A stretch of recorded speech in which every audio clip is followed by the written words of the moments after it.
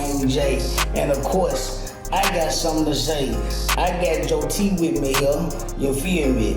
Been trying to do this thing for the last couple of months. Homie been playing. Finally got him to the platform. We got some stuff we gonna talk about. You know what I mean? We got some stuff we gonna discuss. A lot of stuff, you know what I'm saying? You know, so I'm gonna let him introduce himself. Okay, so boom, you know what I'm saying? Dramatic effect me, please. I really don't even want to get into no introduction, you know what I'm saying? To be honest with you, because I feel like, you know what I'm saying, if you don't know me, you're about to know me, you know what I'm saying? And if you think you know me, you about to get more familiar with who I am as a person, you know what I'm saying? Versus these, you know, how do you people, you know, versus how they've been seeing me for however long, you know, so. Man, you been home 5 years now. Yeah. You know, and I want to know off the top, when you first touched down after doing your sentence, did you feel like you would be accepted by the streets? Did you feel like you was gonna get that same love and that embracement? I knew I would.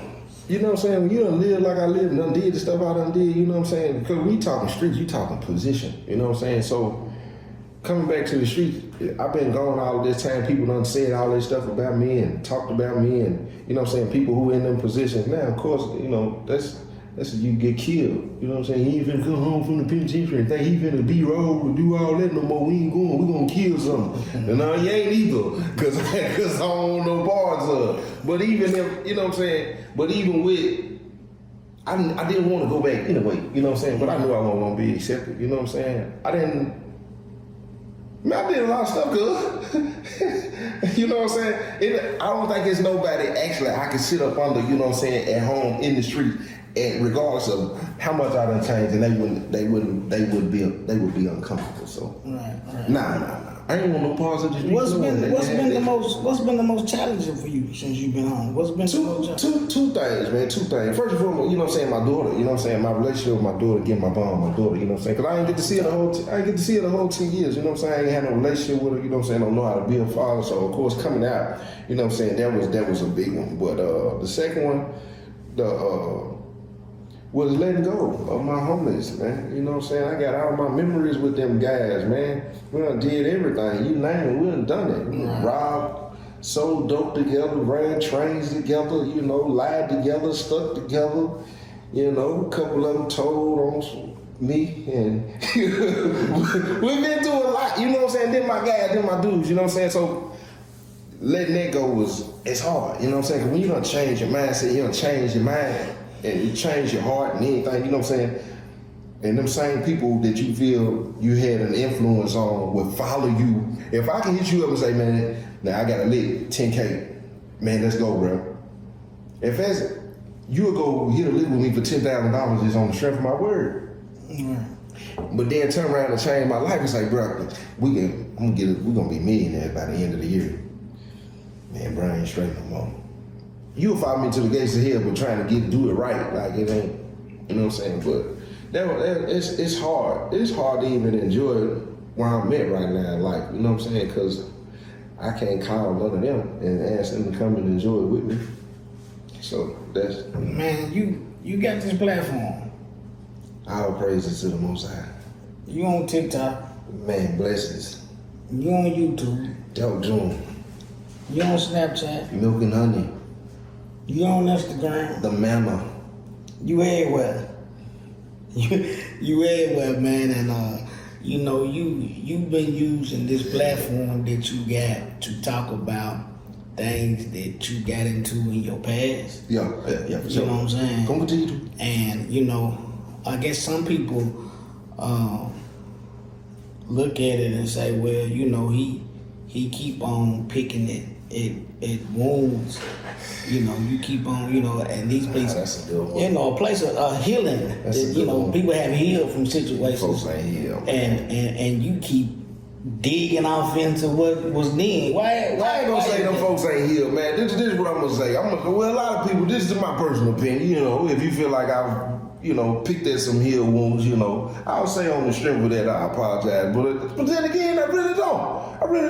Because I feel like you feel some type of way because it's me.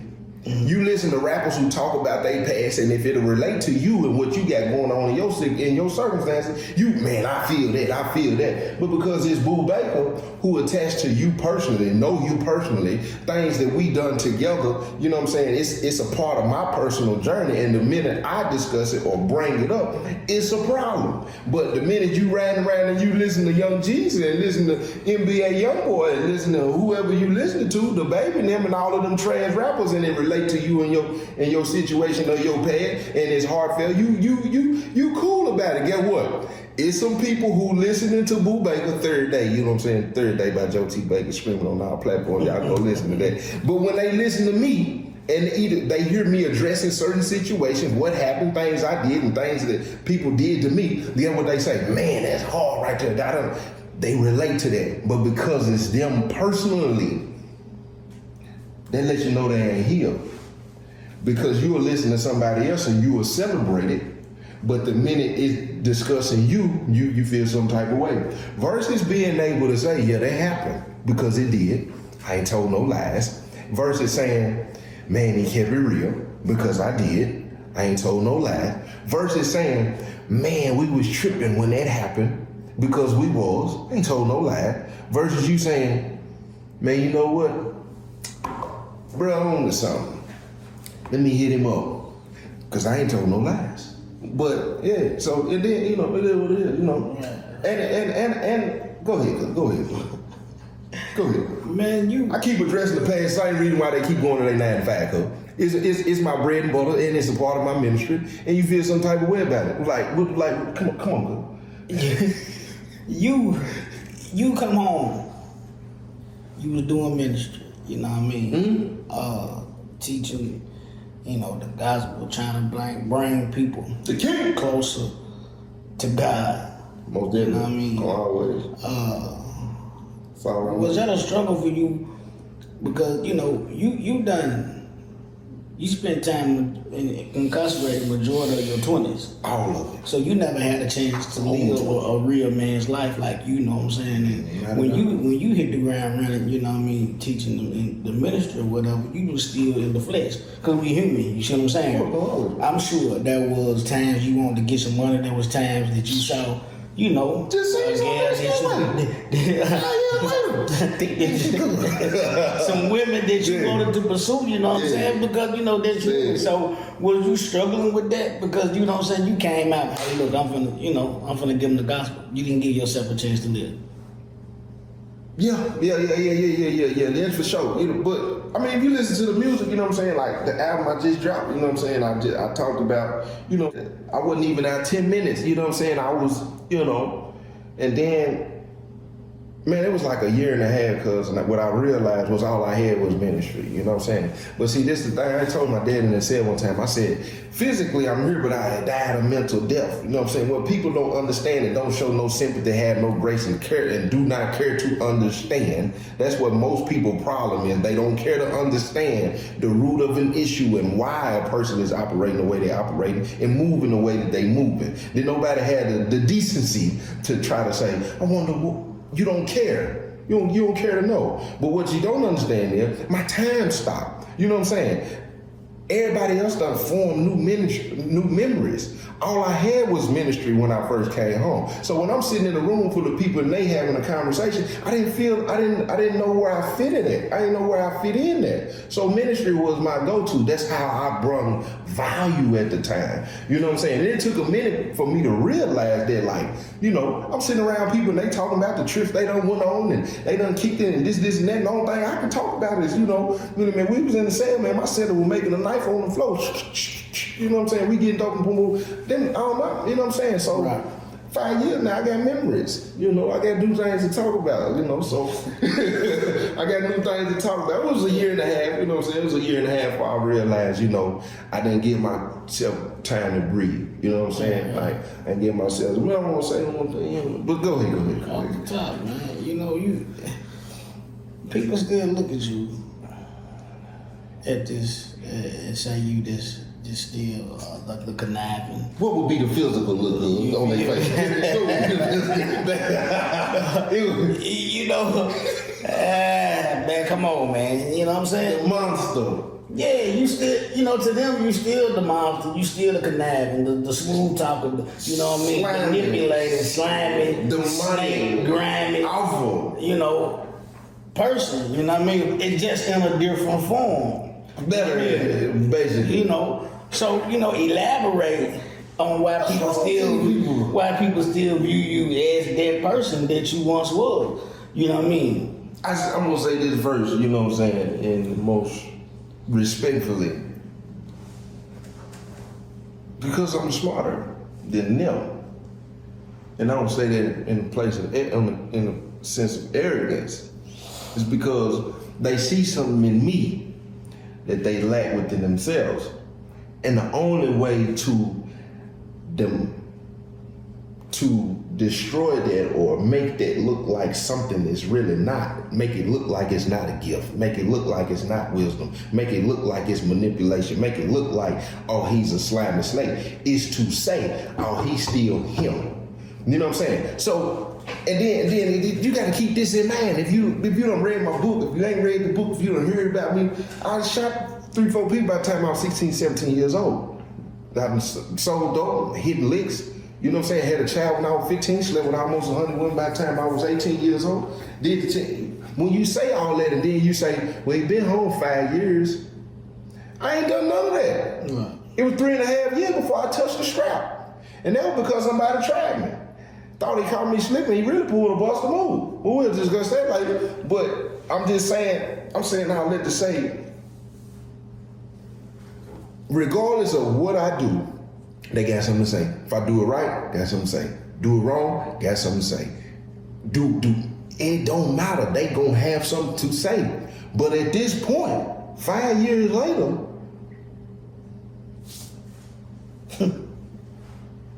where they at, cuz? Now let's talk about it. Where they at, cuz? But okay, you dropped the album. You 3 wrote of books. You wrote books. 5 of them. You done a lot of name calling. You know what I'm saying? Gonna continue to. You exposed the ugly truth. Why take it to the extent? Why you take it to the extent? You know what I'm saying? Because me personally, you know what I mean, like I said, look at it, the relationship that we have. Yeah. You know what I mean? I rocks with you. Yeah, for sure. You know what I mean? Heavy. It's been some times that I told You in the dangerous position down there rocking with me, though. It's been some times that I told you that you was wrong. For sure. That you was wrong. You know what I'm saying? And everybody's entitled to their own Right. opinion. You know what I mean? But you had some stuff going on, like, cause I don't feel like it's Plenty of time. Why the name calling, the what? Put that on the table, man. Cause people want to know. I'm finna say their names, cuz. That's the only way I can address it. Now we not here. We just want to know why. You know what I mean? It's really hard to answer that without addressing them people, the situations. Right. You know what I'm saying? But majority of them people who said something about me and they got back to me, they lied about a situation to cover their own tracks, going back to they heaven hill. Because if you was here, you'd have told the truth. Mm-hmm. It was some people who tried me and then went back and made it something that it wasn't. Right. I've learned a different way to fight the enemy. Not to be street, let's not get this twisted. Not to be arrogant, not to be cocky, not to be manipulative. I've learned a different way to battle because what I understand is we're in a spiritual fight. And I've learned how to get my lick back without getting my hands dirty. Right. But not only am I gonna get my lick back, I'm gonna put it in a way where I get a better understanding for myself, and I'm gonna give other people a better understanding of just how things work and how things go. You know what I'm saying? But how things are behind that curtain versus what they seeing when we step out on this stage. Because listen, that bothered me. Cause 5 years ago, for 5 years, I didn't say nothing. It was one time I got a call, and I called a person that I consider to be pretty stand-up. Mm-hmm. And it was really the first bar I said in the song. Right. I said, he told me I can't put out every fire. After that, I didn't try it no more. Mm-hmm. When I dropped this last album, I spoke from a place of healing and at a place of I get to say something. I've earned it to be able to say something. Right. Because I'm still, matter of fact, I'm sticking to the story. I ain't never changed it. I'm bringing more understanding. And not only that, it's clear the manifestation of my life. Yeah, it was time for me to say something back. You got a lot of receipts. You seem to keep a lot of receipts. I got to, go. It's dangerous out here, yo. Hold on.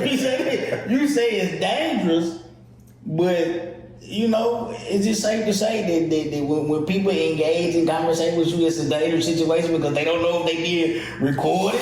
If they don't know if they being recorded, they don't know what you got. They don't know months down the later. You know what I'm saying? You got to see, hey, such and such told me that. You been, man. I'm gonna say this. It's only a couple people that I haven't felt that I had to. Right. Every situation that I've been in that camera or that my recorder has come on, I felt like that person eventually, somebody's gonna call me or somebody gonna say, man, boo, and I'm gonna be able to say, nah, this what happened. Mm-hmm. It was a way to keep myself clear of situations more than I wanna use this later on down the line. Just like when I started doing the TikToks about my homeboy Gab. I literally got called as a friend. When I got called as a friend, I was skeptical about it. Then they called me again, and I was like, maybe this is something I need to, you know what I'm saying? I pulled up, and when I pulled up, because of the destination where I was told to pull up at, I said, this is something going on that I'm not being told. So I'm in the blind. And you gonna call me wrong because I'm gonna turn around and protect myself. So what I did was when I got in the car, I said, let me turn this on. Because I guarantee you a month or two from now, I'm gonna get a call and it's not gonna be what was said. And it happened just that way. Right. A year later, right. I try to clear it. Nah. Okay, then. Here you go. Right. You know what I'm saying? It's like, so I don't be on no, I'm finna record this because my memory is good. I don't have to. You know what I'm saying? I don't have to. I just felt like at times I had to protect myself. You know what I'm saying? I had to protect myself, so. And it's always worked in my favor. I really recommend it for you. I recommend it, you know what I'm saying? I recommend it. So as far as you, being involved with women, if you was ever to pursue somebody, and wanted to be serious with a woman, because it's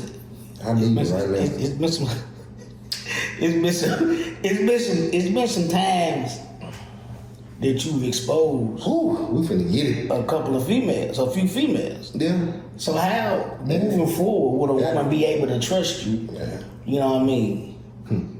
And get involved with you seriously and be like, you know what, I'm gonna give him a try. You know what I mean? What? That's a good one. Yeah. The women that I have exposed, I talked about the situation. Well, for one of them, it should have never been a situation because I was related to the person. The one before that, which is only two situations that I've been in, and when I talk about them situations, it's more so of what I learned. When going back to the question of the 5 years, I went in at 19. I come home messing with grown women. Well, that woman, she was established. So when I talk about that situation, I'm really using it as a sense of humor. But if you pay close attention, I'm talking about how parts of me was learning and I wasn't prepared. At the place I am now, you can trust me. You know what I'm saying? But that's all I want to really answer. Like, I don't think I'm gonna do it. I guess I'm gonna put my best foot forward. You know what I'm saying? But I'm gonna say that. Let me just say this. It's several people I ain't went in on, as far as, you know what I'm saying? I don't even really know how to answer that. Like, I guess that's a good question because I want to be in a relationship. I want family. Never had it. You know what I'm saying? I think if I ran into the right woman, I wouldn't even feel like I would even have to turn my recorder on, or later on down the line, I'm gonna have to do a story time on her or expose something. I think every man, when they see the one or know the one, like certain things, I probably would start deleting even certain stories off of my social media. I would probably start preparing doing certain things to show, you know what I'm saying? Because right now, with just me being single, I don't have to do that. Right. I don't have to change that what I'm doing. If you want to we get involved with each other and you feel like eventually he'll do a story time on me or whatever. I mean, hey, it's just I guess that's just the dice you roll. But yeah. I'm gonna ask you. I'm gonna go back just a little bit. You talked about you went in and you was 19. That was young. Yeah. That was young. Mm-hmm. The stuff that you got involved in, you know, it was numerous of things, you know what I mean, that your name was attached to, you know what I mean? And you had friends that was running with you. Folks. And they had parents, and I'm asking you because I am a parent, you know what I mean? I got little boys, you know what I'm saying? It ever crossed your mind that the parents might have been like, you know what? You don't need to be running with such a guy, because I'm gonna tell you this: 90% of the stuff that your name attached to in the city, you playing. I was the master. Yeah. Joe T did that. I was the villain. You know what I'm saying? You did that. Truth of the matter is, I was never the one. I was the one they came to. You was never the one to what? I was never the one that I was never doing the orchestrating. Yeah. I was always the one, because I was the one that they knew was gonna do probably what they were scared to do. Right. But they needed me to be a part of it. So it was the same place. It was the same place. Right. Very first lick I went on, my homeboy called me. I said, yeah, let's do it. On the strength of that's my homie. Second lick I went on, same person called me. Third lick I went on, my cousin called me. Every lick that was hit, it wasn't boo. It wasn't boo. Hey, let's do this, let's do. It wasn't boo. And if they being real, it ain't not now one of them right now that can say, Boo called me and said, this is what we doing. They called Boo and said, man, bro, and that's what happened. If you pay attention to any of the stories that I told, I was getting the call. Then I was a part of it. It wasn't never, you know what I'm saying? And then to them parents, because I'm hoping that they watching this, what they don't want to do is hold their children accountable. What they don't think is their children are monsters. What they don't think is their children are villains. Same thing with my little cousin who ended up with their 20 years in when he killed Money. We're gonna talk about it, because when all of that situation happened, guess what? His mama took him down there and said, you need to tell them folks everything. Boo done made you do this and Boo done made you do that. Well, she didn't know he been off the chain. Right. I wasn't gone 2.5 years. He ended up with more time than me. Yeah. And still to this day, she'll probably sit here and say, and he didn't want to do that. But I can go down the list with that. Every one of my homeboys go to their mama house and hear their mama call them in their back room and hear their mama say, I told you not to bring that boy over here. My mama never said that. Cause my mama was gonna hold me accountable just like she'll hold my homeboys. When none of us straight. But see, that's what they don't want to talk about. And that's why a lot of their kids still grown and still moving how they moving. Cause they were mama boy. That's one thing I always give my mama. My mama, I remember the time she called me, she had called me cheap one time. You know what I'm saying? And my girlfriend came to the house, knocked on the door. I'm trying to take the girl out the back door. My mama so happened to be in the kitchen. She said, what you doing? I said, nah, I'm gonna let her out real quick. She was like, who was that knocking on the door? She say the girl name. They were knocking on the door. She said, I'm gonna tell her. My mama wasn't with that. Right. My mama wasn't with that. If something was to pop off, my mama wasn't, you need to go down there and tell on everybody. My mama wasn't on that. Right. Because she knew all of us was part of it. All of us was on it. Right. They don't want to do that. They don't want to have that conversation. Their kids are golden kids. They don't do wrong. Right. But nah, that ain't what's going on. Boo Baker wasn't always the villain. Even when we went to prison, I wasn't the villain. I was asked because they knew I was gonna go. Right. Yeah. But then, yeah. What life been like for you out here in Dallas? You know what I'm saying? Do you ever miss? No. You ain't even got to finish that part. Go ahead. You'll never miss home. No. Would you ever come back home? If my family wasn't there, no. If my family wasn't there, it's no reason to. It's and I'm gonna say this with all due respect, because I don't really, I'm gonna speak my opinion. The city that I'm familiar with in Springfield is dead. I went in at 15 years old. I did 5 months and 5 days. I came home. The city was the exact same.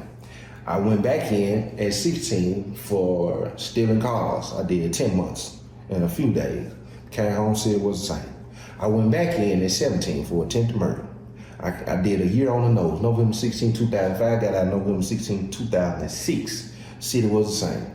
Went back in July 27 when I got arrested, 2007. Got out May 23rd, 2017. The city was the same. Everybody that I hung around, everybody that I knew, my generation, the generation before me, and the generation behind me, it was a reflection. It was the same. So when I look at home, for what? The progress that they celebrate to me ain't progress to me. No. Because what we doing? Everybody that stop going all of these places where they go and shop at, we ain't doing nothing. We continue to make the rich folks all richer. All of the drug money that done came through there, all the drug dealers down there. If you got 10, he got 10, he got 10, he got 10, he got 10, why we ain't got no corner store? Why we ain't got no gas station? Why we ain't got no clothing store? Why we ain't got no car lot? Why we ain't got this, and that? Right. What I'm going down there for? Right. And then they don't want to do nothing but sit up under each other and guys have been talking, do this and that, and such doing this small town syndrome. For what? I come out here in Dallas, man, listen to me. I remember when I was young, I wanted a box Chevy. I was telling cuz earlier. Guess what? That's all we seen is box Chevys and Cutlers and Regals. And seeing it all the time, it was easy for me to get it. I understood how to get it. I've been out here, guess what it's like box Chevys out here? That G-Wagon. G-Wagons are like box Chevys out here. And guess what my mind done told me now? You can have that too. It's the perception of it. If I go back to home in Springfield, guess what I see? Roads the city don't want to fix. And guess what? I ain't gonna see it as the city don't want to fix the road. I will now because I've been out here in Dallas. On ride on that. So when I go back home, I notice it. Right. But if I don't go somewhere where the roads is always smooth, I'm cool with riding this bumpy road. Yeah. If I go to somebody's house, everybody's house I go to in the walls is always dirty. It's familiar to me. It's not dirty. Mm-hmm. The minute I come out here to Dallas and everybody's house I go to, everything clean. Matter of fact, they furniture don't even touch the wall. It's in the cellar. Right. I started seeing different. You know what I'm saying? When I come home, they say prison preserve you and this is that. You look at it like that because you're a reflection of your community. It's broke, busted, and disgusting. So you look broke, busted, and disgusting. So when you see something outside of that, you say, oh, his skin is... No, you're just a reflection of where you at. Mm-hmm. That's all it is. So when I'm out here in Dallas, this is what I see. When I see people out here, black love is serious out here, cuz. I wasn't out here 2 weeks, man. I was at the pool. I seen a man throw his woman up in the and then when he came down, he called her, he kissed her, and then she climbed on his back. And guess what I said to myself? We would have picked on him. I hear a sucker. What are you doing? Then I went back here on his back, walked back here, and I seen a couple. They had twin dogs, his and hers. She was walking the boy, and he was walking the girl, and they would hold hands. And I looked at it and I said, and I caught myself. I said, nah, that's real. Right. Hadn't seen it. Go back home for what? Can't do that at home. I can't do that at home. I can't. You gotta put on. You gotta wear this and wear that, and other than that, and you ain't accepted. I ain't gotta do that out here. I gotta do that. Man, you know, man, a lot of people, man, in the relationship to me, you got a lot of people feel like that I'm a major influence on